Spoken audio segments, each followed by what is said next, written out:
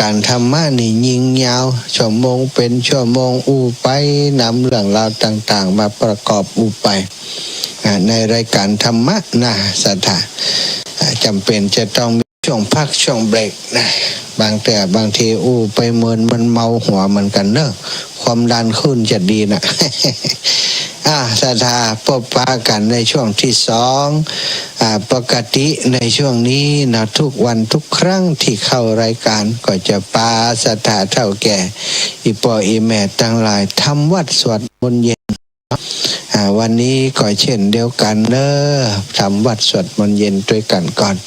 จะไปลืมกันแล้วกันวันผูกวันพระน่ะเตรียมข้าวเตรียมของแล้วยังหาอาจารย์วันพระกันนะพอปฏิทินเลยนะวันนี้วันที่สองวันพุธที่สองขึ้น7 ค่ำมาเดือน10หรือว่าเดือน8ใต้เนาะวันพุธนี่ก็ขึ้น8 ค่ำหน้าวันพระน้อยนะวันที่10วันที่11ก็วันพระใหญ่ขึ้น15 ค่ำเดือน8หรือว่าเดือน10เหนือสถาเข้าวาสาของเจ้าบ้านตุเจ้าก็จะเข้า11นะวันที่11แฮม1 ค่ำเดือน8พบปะกันแล้วแนะนำกันแล้วเรื่องต่างๆกันแล้วในชั่วโมงแรกชั่วโมงนี้เริ่มต้นชั่วโมงโดยการไหว้พระสวดมนต์กันแล้วกันเนอะกราบพระพร้อมกันกราบ1พุทโธเมนาโธกราบ2ธัมโมเมนาโธกราบ3สังโฆเมนาโธอิมินาสการะนะพุทธังอภิปูชยามิอิมินาสการะนะธังอภิปูชยามิอิมินาสการะนะสังฆังอภิปูชยามิอะระหังสัมมาสัมพุทโธภะคะวาพุทธังภะคะวันตังอภิวาเทมิกราบสวากขาโต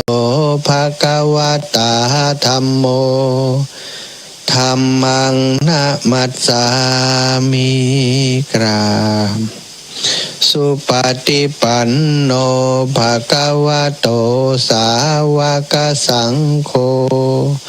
สังฆังนามามิกราบนะโมตัสสะภะคะวะโตอะระหะโตสัมมา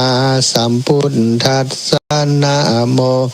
ตัสสะภะคะวะโตอะระหะโตสัมมาสัมพุทธัสสะนะโมตัสสะภะคะวะ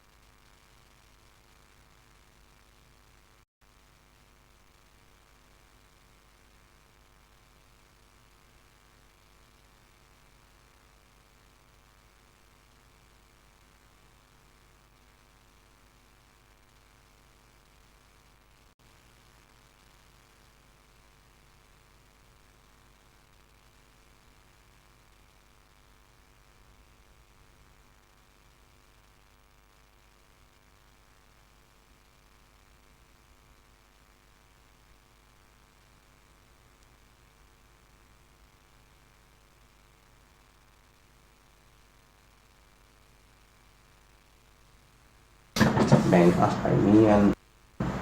กระจายอยู่ในบ้านนั่นเองนะสาระขอบคุณนี่มานี่นะมาสปากันมาก็ถามว่าจะมาของละมาแบบชนิดที่ว่าจะมีไปทำบุญ